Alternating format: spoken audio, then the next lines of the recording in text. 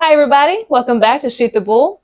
So, kind of talk about some of the best practices as far as hog trapping. You got bait, and what you're doing. Kind of what's your philosophy in hog trapping? My philosophy is probably different than a lot of other trappers.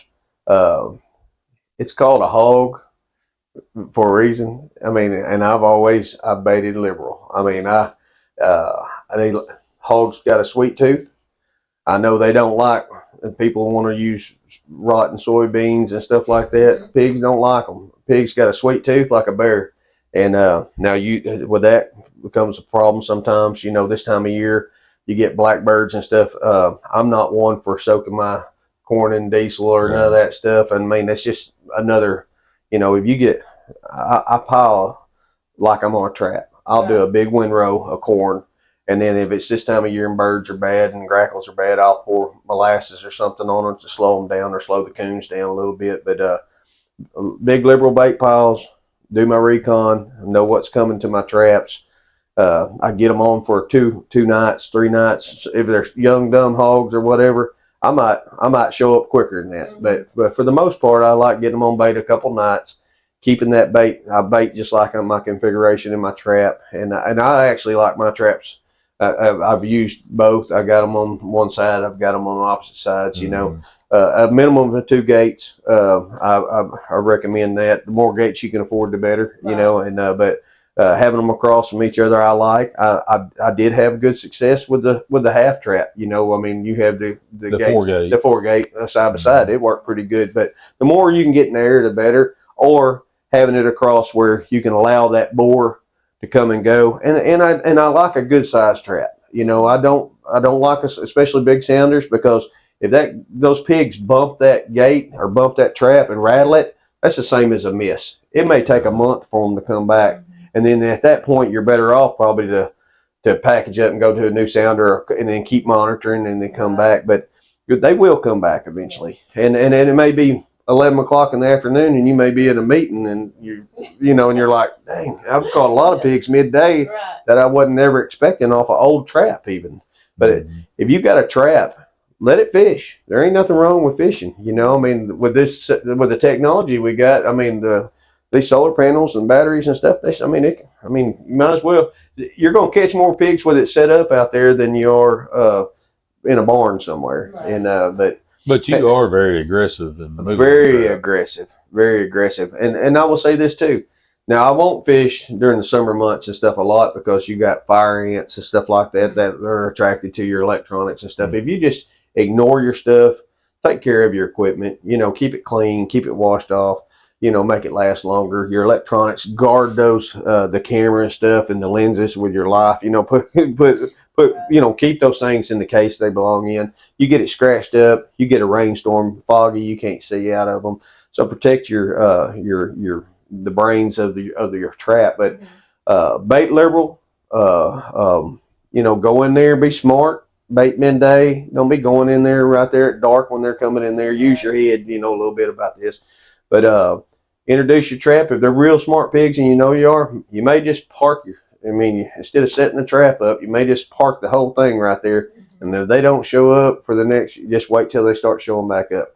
Then set your trap up and do it. I'm not one of these set a panel up, set another panel up. I mean, there's times I was more about volume and getting Mm-hmm. them. And now I would never drop on a partial sounder. I've seen people know they had 25 pigs come and drop on half of them. Well, Right. that's the dumbest thing you can do. I mean, you're educating pigs, and if you're educating pigs, you don't need to be trapping pigs. I mean, you're creating a problem for your neighbors and everybody else. And so take this stuff serious. Be patient. Patience kills pigs.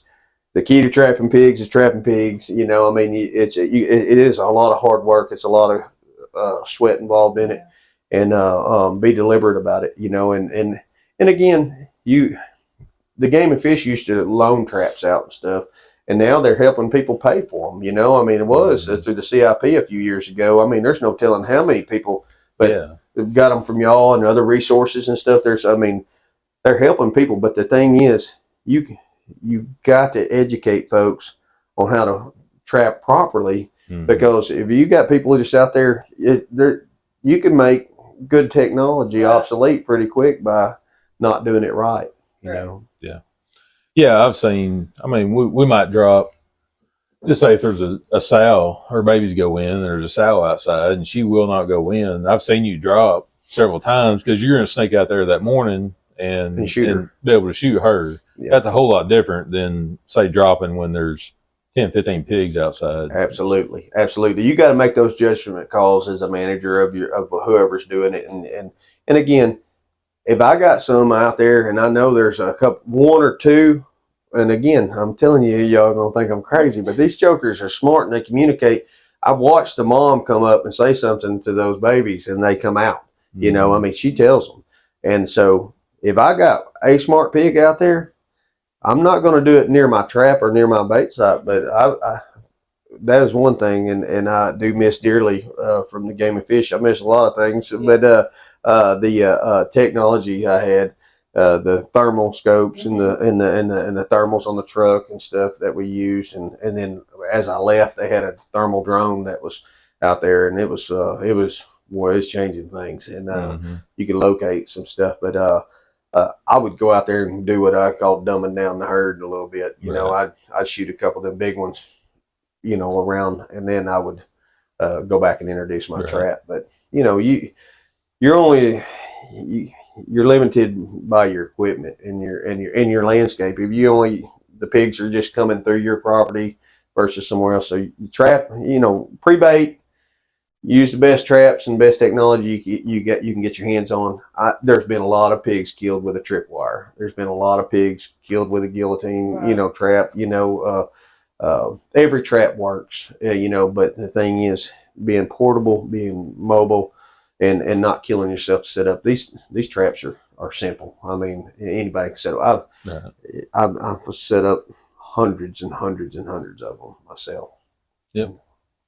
I won't ever forget when Jason's daddy was a wildlife officer. Right. Yeah. And he down there they had never seen that trap. And I did it. Game and Fish actually allowed me to drive down there to another region with that trap, with the prototypes. Well, it wasn't even it was the first juniors. And those guys, they kind of all looking at it, and Jason, he didn't really know. I mean, and we got down there and we caught, big group. And next thing you know, they was getting one. Yeah. And we did that several places. Yeah.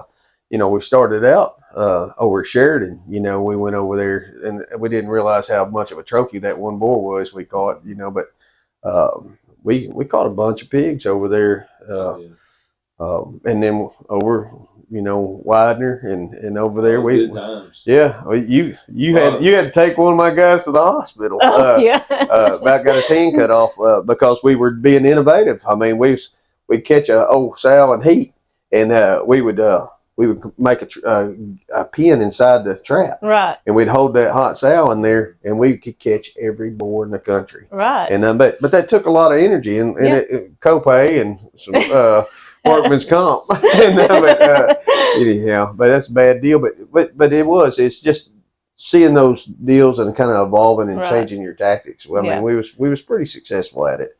And to be honest, I mean, the game changer has not changed a whole lot since we first. I mean, we made, of course, like you said, the senior, and then we had the junior, and then pretty much from the junior, I mean, we've modified a little bit, but those main practices that y'all built out first have just sustained this whole time. Our philosophy and how we design a trap today. And mainly the technology is the only thing that's really keeps on evolving, because you got to keep on evolving with the technology. But I mean, the trap itself it's been good. That's right. That's right. You know, and I remember folks were, you know, I did this and I did that. Well, you know who really done it? Bugs Bunny. And we should have called that an act. Acme for trap. Acme beat us all to the punch. But again, you know, it's just about adapting and evolving, you know. And the technology is what's going to keep making it better and better. And we've talked about a million new prototypes to build and stuff. And I think it's worth building, you know, somewhere along the line. But right now, as long as you got good trappers And I think that's where the Game and Fish and USDA and all those, there's some really good trappers out there, and any of them that they hire, they need to really make, stick to those core, Right. philosophies. I mean, within reason, I'm not going to sit there and mess with pigs and not drop on them. If I know I'm going to have to package up or something's coming, there's a weather event or whatever, I'm going to kill some pigs, Right. before I go. But it's hard to let them come in and out. I mean, you got 20 pigs in there, and there's 10 standing out there, and you're like, man, no one knows but me. Yeah. And, but you want to drop on them, but and it is an adrenaline rush too. Especially those first few times you're trapping and you're watching that camera and you're wanting one to come in. It's in and out. It's like shooting a bull. Yeah. I mean, it is. I